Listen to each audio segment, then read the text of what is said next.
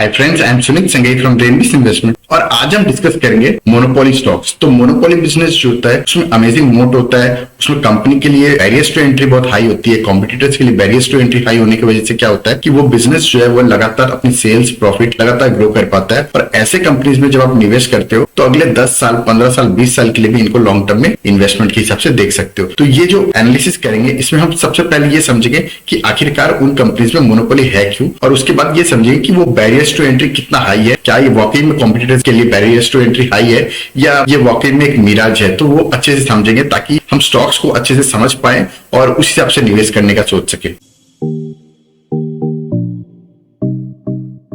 तो यहाँ पे थोड़ा सा मोनोपोली को समझ लेते हैं, आखिर मोनोपोली होता क्या है। तो पुराने जमाने में जो है जितने भी बड़े राजा होते थे वो अपने पैलेस के चारों तरफ जो है एक अच्छा खासा पानी का एक पुल बना के रखते थे, और जो मेन गेट है उससे लेके जो मेन रास्ता तक है वहां तक एक ब्रिज बना हुआ रहता था। और जब भी लगता था कि अटैक हो सकता है, एनिमी जो है वॉर कर सकता है या फिर हमला कर सकता है, तो वैसे सिचुएशन में वो ब्रिज को उठा लिया जाता था। तो इस तरीके से एक पानी का एक बड़ा मोट रहता था वहां पे, जिस वजह से कोई भी दुश्मन जो है आप पे हमला नहीं कर सकता। ये जो है ये मोस्टली जितने भी बड़े साम्राज्य होते थे वहां पे ये प्रैक्टिस होता था, और मॉडर्न जमाने में यही सेम चीज मोनोपोली को दर्शाता है। तो उससे क्या होता है कि ये जो पानी का जो दरिया है जिसकी वजह से आपके दुश्मन आपके बिजनेस को अटैक नहीं कर सकते, आपके बिजनेस को एक्वायर नहीं कर सकते या मार्केट शेयर गेन नहीं कर सकते, इसी को हम मोनोपोली कहते हैं। और ये कब होता है, मॉडर्न डे पे बात करें तो ये कब हो सकता है जब आप अकेले ही ऑपरेट करते हो। एग्जांपल के तौर पे आईआरसीटीसी, इस तरीके के एक्सट्रीम केसेस हो जाते हैं। अदरवाइज मोस्टली कैसा होता है कि कस्टमर अपने आप में आपका प्रोडक्ट जो है वो पुल की तरह हो, या तो आपका प्रोडक्ट जो है पुल प्रोडक्ट बन जाए। तो नॉर्मली तब होता है जब आपकी ब्रांडिंग इस तरीके की हो जाए, आपका परसेप्शन कस्टमर्स के बीच में वैसा हो जाए, तब होता है।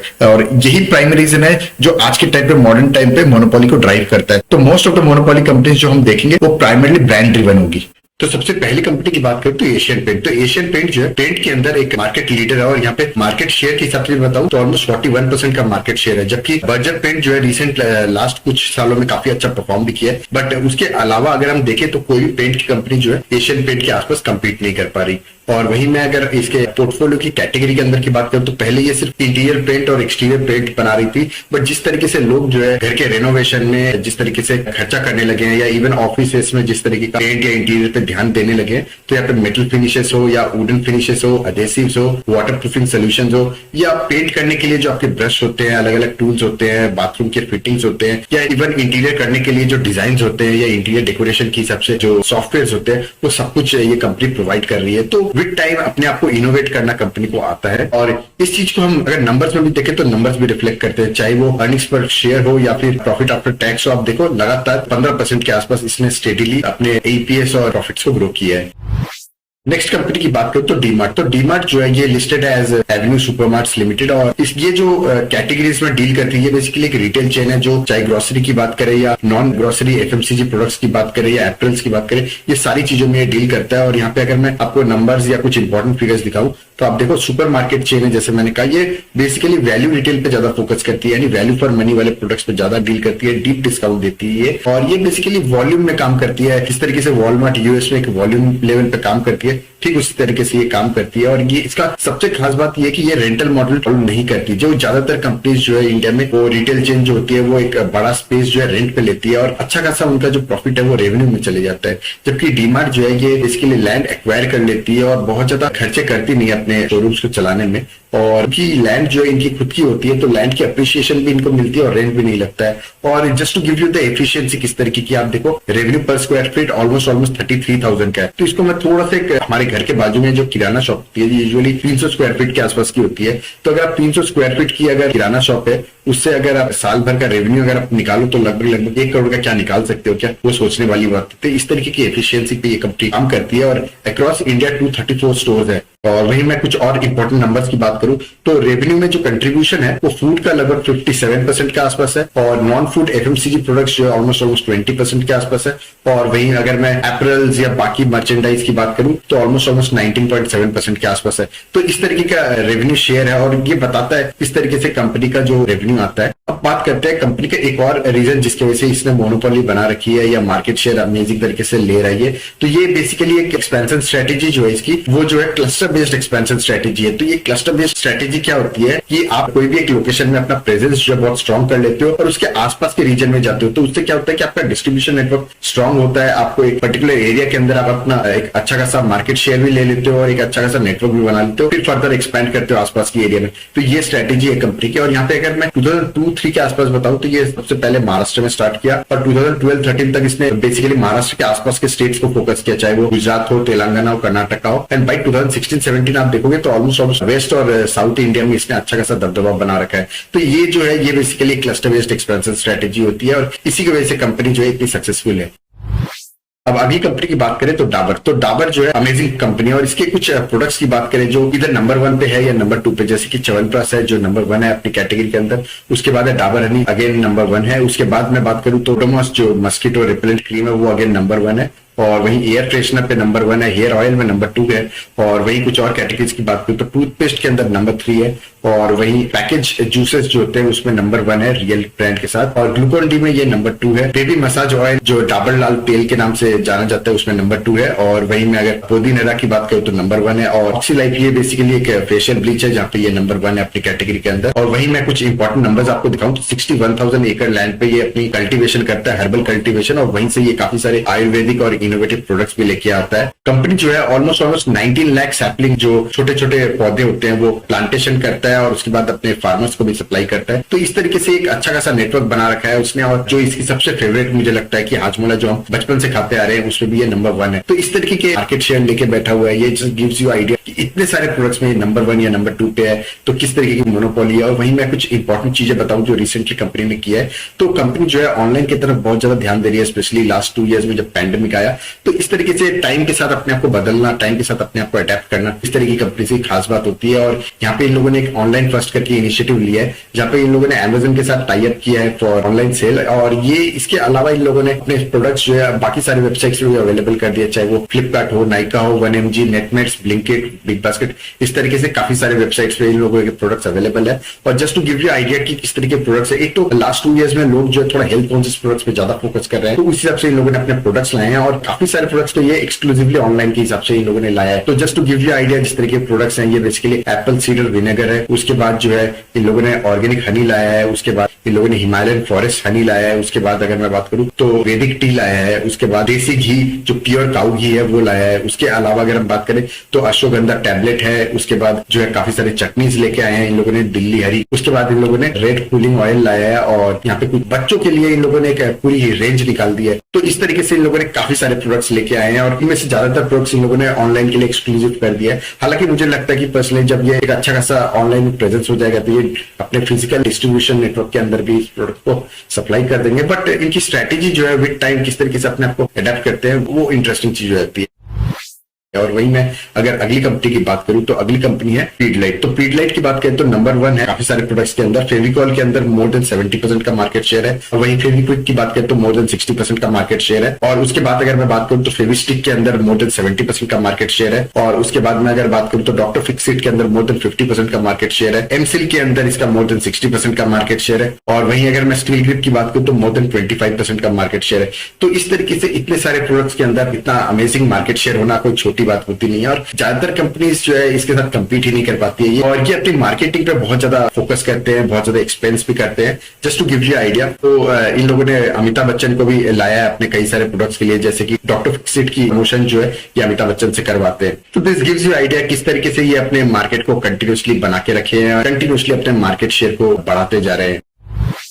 अगली कंपनी की बात करूं तो अगली कंपनी है नेस्ले। तो नेस्ले जो है ये एक और उम्दा कंपनी है और इसका मार्केट शेयर जो पर्टिकुलरली कुछ इसके प्रोडक्ट्स अगर हम देखेंगे तो उससे आइडिया लग जाता है। Just to give you example, cereal products या बेबी फॉर्मूला प्रोडक्ट के अंदर मोर देन 67 एंड 96% का मार्केट शेयर है। और वहीं मैं अगली कैटेगरी की बात करूं तो पास्ता है, अलग अलग कैटेगरी के जो बेसिकली मैगी के नाम से इन लोगों ने निकाला है। तो ये अगेन अम्ब्रेला ब्रांड है मैगी।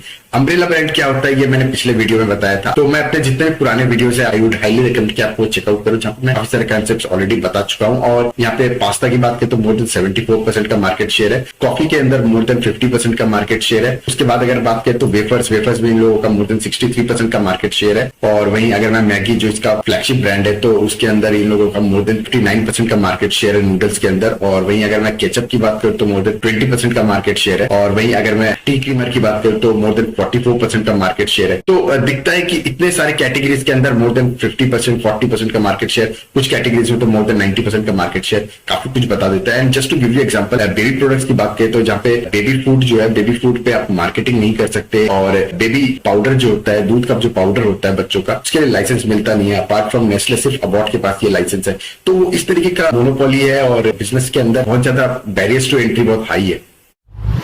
अगली कंपनी की बात करूं तो एमसीएक्स जो है ये मेटल और एनर्जी के लिए एक ट्रेडिंग प्लेटफॉर्म है। और इसकी मार्केट शेयर से आपको आइडिया लग जाता है किस तरीके का मोनोपोली, किस तरीके का मोट है। यहाँ पे आप देखोगे कि ऑलमोस्ट 93% का मार्केट शेयर जो है कमोडिटी डेरिवेटिव के अंदर इनका है। और वहीं अगर मैं इंडिविजुअली बात करूं तो चाहे बेस मेटल, एनर्जी और प्रेशस मेटल, इसके अंदर ऑलमोस्ट 100% मार्केट शेयर इनके पास ही है। और सिर्फ एग्रो कमोडिटी है जहाँ पे ये थोड़ा सा पीछे हो जाते हैं एनसीडीएक्स से, बट अदरवाइज आप देखोगे तो ये ज्यादातर कैटेगरी में ऑलमोस्ट 100% मार्केट शेयर है। तो इससे क्या होता है कि जो सेलर्स है या बायर्स है वो जो प्लेटफॉर्म सबसे बड़ा होता है उसी के अंदर जाना प्रेफर करते हैं। और ये सबसे खास बात हो जाती है। और इसका प्राइमरी रीजन है कि ये टेक्नोलॉजी के अंदर बहुत ही ज्यादा स्पेंड भी करते हैं और अपने प्लेटफॉर्म को जो है इन लोगों ने अमेजिंग तरीके से बना रखा है।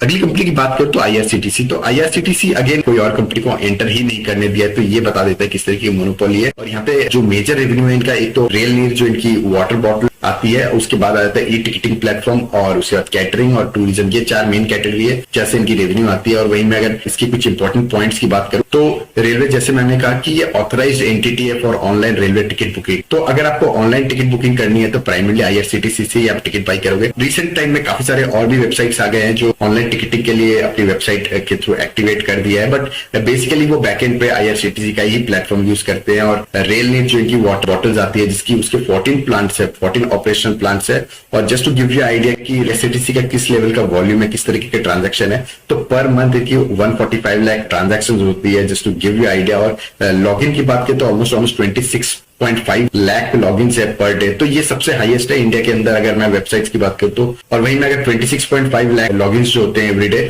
उनमें से 7.4 लाख जो है वेबसाइट से होते हैं एंड रिमेनिंग 19.1 लाख जो है इनके ऐप से होते हैं। तो दिस गिव्स यू आइडिया किस तरीके का प्लेटफॉर्म है, किस तरीके की मोनोपोली है। अगर मैं अगली कंपनी की बात करूं तो इसमें बेसिकली 2 कंपनियां और दोनों एंटरटेनमेंट सेगमेंट से है। ये बेसिकली पीवीआर और आयोनॉक्स। तो रिसेंट 2 इयर्स में most of the people are staying home, बहुत ज्यादा निकल नहीं रहे। हालांकि थर्ड वेव के बाद थोड़ी सी लोगों को एप्रीहेंशन कम हो गए हैं, क्योंकि थर्ड वेव में हालांकि ज्यादातर लोग इन्फेक्ट हो रहे हैं बट बहुत ज्यादा डेडली नहीं है डिजीज। तो इस वजह से लोग जो है बाहर निकलना स्टार्ट भी कर दिए हैं एंड पीवीआर और आयोनॉक्स कंपनीज के रेवेन्यू भी वापस आने लगी है। Just to give you idea, PVR के पास ऑलमोस्ट 25% का मार्केट शेयर है मल्टीप्लेक्स के अंदर, और वहीं आयोनॉक्स की बात करें तो 20% का मार्केट शेयर है। And to give you idea, ये बेसिकली 3 कैटेगरी से इसकी रेवेन्यू आती है। एक तो होता है फूड एंड बेवरेज, और दूसरा हो जाता है इनकी टिकटिंग सेल्स है, और तीसरा हो जाता है एडवर्टाइजमेंट। तो ये जो 3 कैटेगरी है इससे इनकी रेवेन्यू आती है। And just to give you idea किस तरीके का स्केल है, पीवीआर की बात करें तो 846 स्क्रीन है इन 71 सिटीज, और वही आयोनॉक्स की बात करें तो ऑलमोस्ट 667 स्क्रीन है इन 70 सिटीज। तो इस तरीके का स्केल है दोनों कंपनीज का। और आने वाले टाइम में जिस तरीके से लोग जो है बाहर निकलना प्रेफर कर रहे हैं, तो इवन टाउन्स एंड विलेजेस में जिस तरीके से लोग जो है पर कैपिटल इनकम भी इंक्रीज हो रही है, तो जिस तरीके से लोगों की इनकम में इंक्रीज होगी तो यहाँ पे फुटफॉल्स और ज्यादा बढ़ेंगे, यूटिलाइजेशन और ज्यादा बढ़ेगा स्क्रीनिंग का।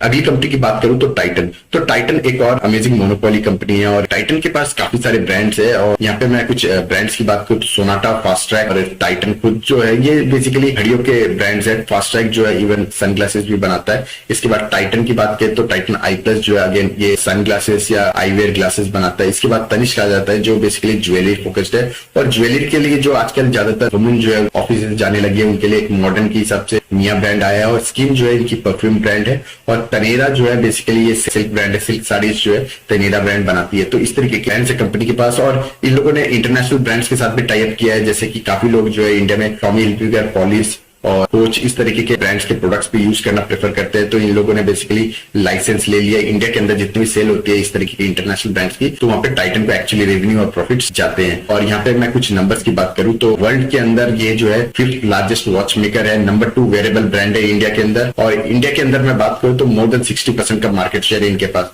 तो इस तरीके की अमेजिंग मोनोपोली है कंपनी की। कंपनी के कुछ इंपॉर्टेंट नंबर्स देखे हम तो ऑलमोस्ट 1900 स्टोर्स है, जहाँ पे 2.5 million square feet of retail space है। तो इस तरीके की नेटवर्क है, इस तरीके का रिटेल रीच है। 7000 प्लस मल्टी ब्रांड आउटलेट्स के साथ इनका एक्सेस है। और वहीं वॉच कैटेगरी की बात करें तो 662 वॉच सेंटर्स है इनके अक्रॉस इंडिया इन 241 सिटीज। और वहीं तनीरा जो इनकी सिल्क ब्रांड है, सिल्क साड़ीज बनाती है, उसके 14 स्टोर्स है अक्रॉस 6 सिटीज की, प्राइमरली मेट्रो सिटीज है, जहाँ पे लोग जो है ब्रांडेड प्रोडक्ट्स पे ज्यादा फोकस करते हैं। और वहीं कंपनी जो है लगातार इनोवेटिव प्रोडक्ट ला रही है। Just to give you example, Tanishq के अंदर इन लोगों ने आरंभ करके एक नया ब्रांड लाया है, नए नए डिजाइन लाए हैं। मिया के अंदर काफी सारे प्रोडक्ट्स लाए हैं इन लोगों ने। और वही टाइटन रागा और टाइटन के अंदर लगातार ये वॉचेस के कोई नए नए प्रोडक्ट्स ला रहे हैं। तो इस तरीके से कंपनी जो है इनोवेशन कर रही है, क्योंकि ये वेरेबल ब्रांड और फोकस है टुवर्ड्स फैशन। तो इनको इनोवेशन करना होता है, नई नई डिजाइन लाना होता है, जो कंपनी लगातार कर रही है। और ये प्राइमरी रीजन है जिसकी वजह से कंपनी लगातार अपना बिजनेस ग्रो कर पा रही है। तो ये जो 10 स्टॉक्स डिस्कस किए हमने, ये बेसिकली पार्ट 1 था। और अगले 10 मोनोपोली बिजनेस जो डिस्कस करेंगे वो पार्ट 2 में, वो अगला वीडियो में आएगा। आप चाहो तो वो वीडियो नेक्स्ट वीक देख सकते हो। और चैनल को सब्सक्राइब कर लीजिए ताकि आपको नोटिफिकेशन आ जाए जब वो पार्ट 2 का वीडियो आए। और अगर आप चाहते हो कोई पर्टिकुलर टॉपिक में अपने चैनल पे डिस्कस करूं तो कमेंट सेक्शन में जरूर बताइएगा, ताकि आने वाले सीरीज में मैं वो टॉपिक्स को कवर कर सकूं। That's all for today, thank you. यहाँ पे मैं एक डिस्क्लेमर दे दूं तो ये कोई बाई और सेल की रिकमेंडेशन नहीं है। ये बेसिकली लर्निंग पर्पज से वीडियो बनाई गई है, ताकि आप ये सीख सको कि एनालिसिस किस तरीके से करना चाहिए और किस तरीके से हमें अपने इन्वेस्टमेंट्स को देखना चाहिए। और अगर आपको यूजफुल लगे तो हमारा टेलीग्राम चैनल है रेनबिस इन्वेस्टमेंट, जिसको आप सर्च करके ज्वाइन कर सकते हो। That's all for today, thank you.